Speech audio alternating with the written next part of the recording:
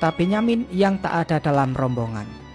Yakub pun langsung menyangka jika telah terjadi apa-apa kepada kedua anaknya itu. Namun Ruben langsung menjawab jika Benyamin dan Lawi dalam keadaan baik. Hanya saja ada kejadian yang mereka tak sangka, yaitu Benyamin mencuri piala dari bendahara Mesir, lalu dijadikan budak olehnya selama 4 tahun di Mesir. Sementara Lawi malu untuk pulang karena dia bertanggung jawab atas Benyamin dan tidak akan pulang ke Kanaan tanpanya. Yakub pun langsung menyangkal perkataan anak-anaknya jika Benyamin telah mencuri. Namun Syamun mengatakan jika mereka semua mengatakan hal yang sebenarnya dan bahkan warga Kanaan juga menjadi saksinya. Warga Kanaan langsung mengatakan bahwa awalnya mereka tidak percaya jika Benyamin telah mencuri barang berharga milik bendahara Mesir. Namun semua itu memang benar adanya. Yakub pun kembali bersedih karena sekarang dia berpisah dari anaknya lagi, bahkan setelah Yusuf, sekarang giliran Lawi dan Benyamin.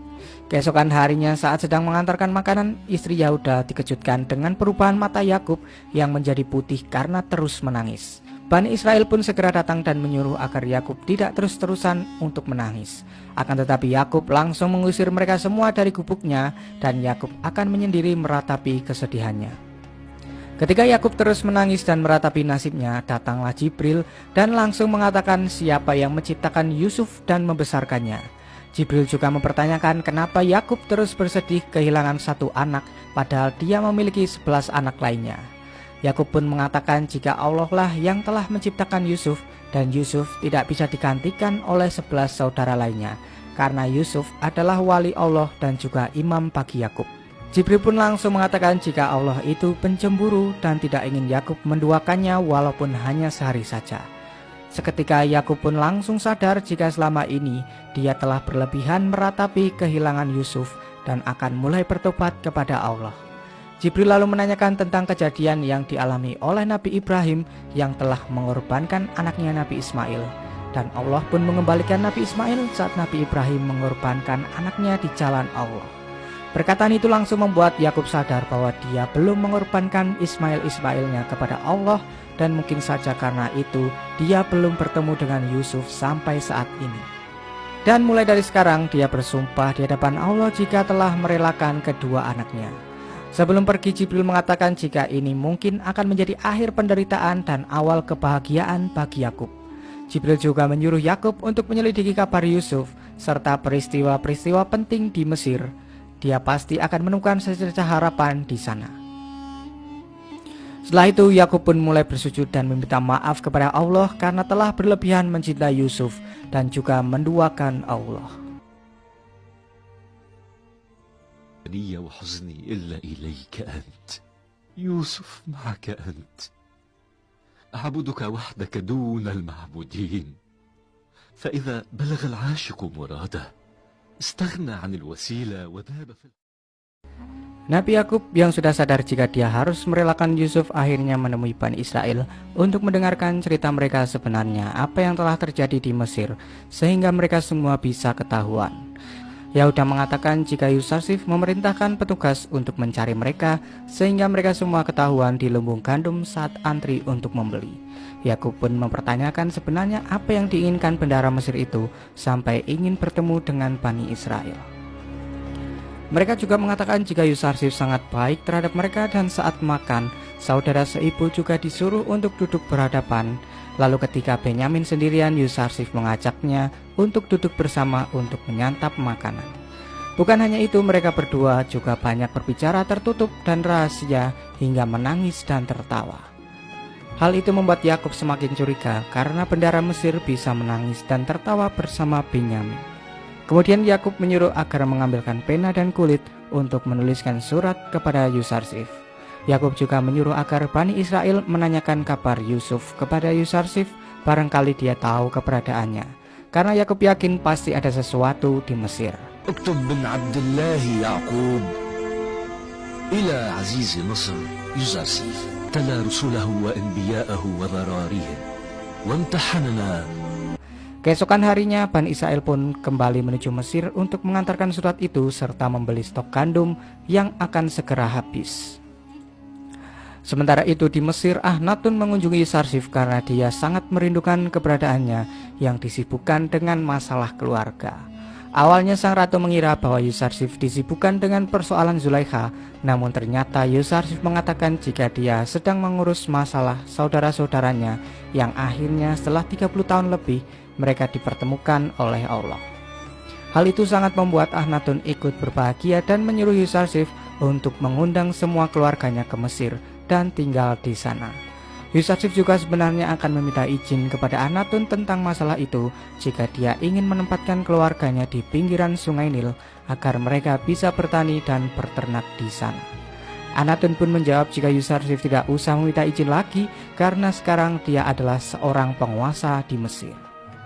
Kemudian Akhnatun pun memanggil Zulaikha untuk melamarkan Yusarsif kepadanya saat itu juga. Zulaikha pun sangat terkejut mengetahui hal itu dan Yusarsif mengatakan kepada Akhnatun agar Zulaikha diberi waktu untuk berpikir beberapa hari. Akhnatun pun mengizinkan Zulaikha untuk berpikir, akan tetapi dia tidak boleh untuk menolak lamaran itu karena Akhnatun juga ingin perintah Allah untuk segera dilaksanakan. Singkat cerita, saat Yusarsif pergi ke lumbung, dia juga mengajak Benyamin bersamanya ke sana. Di saat itu juga Lawi ternyata melihat jika adiknya Benyamin tidak diperlakukan seperti budak sama sekali.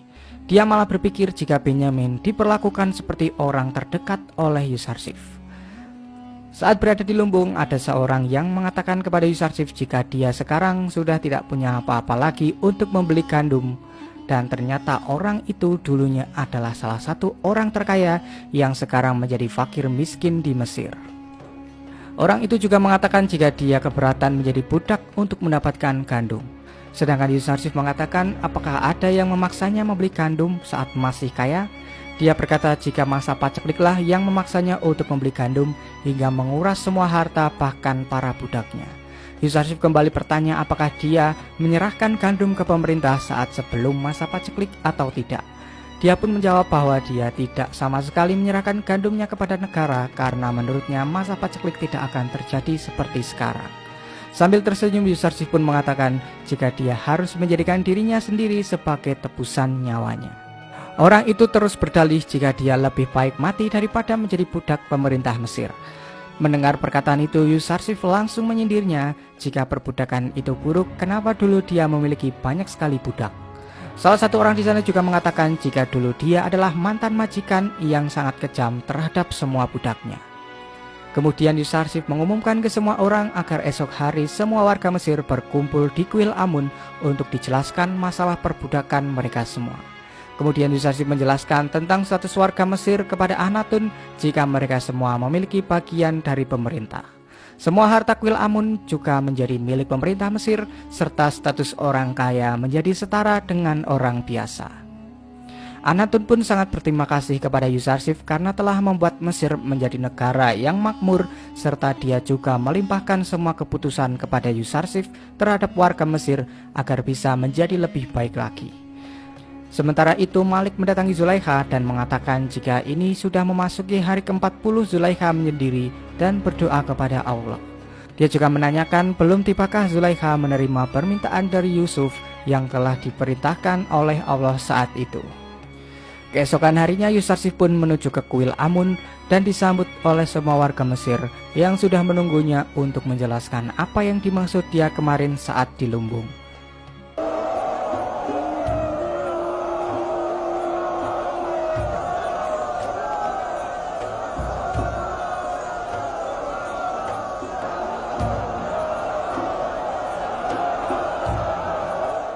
Saat Yusarsif mulai berbicara, pertama dia menceritakan bahwa dahulu dia pernah membacakan sebuah buku kepada Potifar tentang masa depan Mesir. Buku itu menyebutkan jika akan ada perubahan besar di Mesir jika orang kaya akan bergantian tempat dengan orang miskin. Kaum hartawan akan kehilangan istana dan budaknya, sementara para budak akan merdeka dan menentukan nasib mereka sendiri. Dan di hari itu tak ada lagi yang menyembah dewa Amun.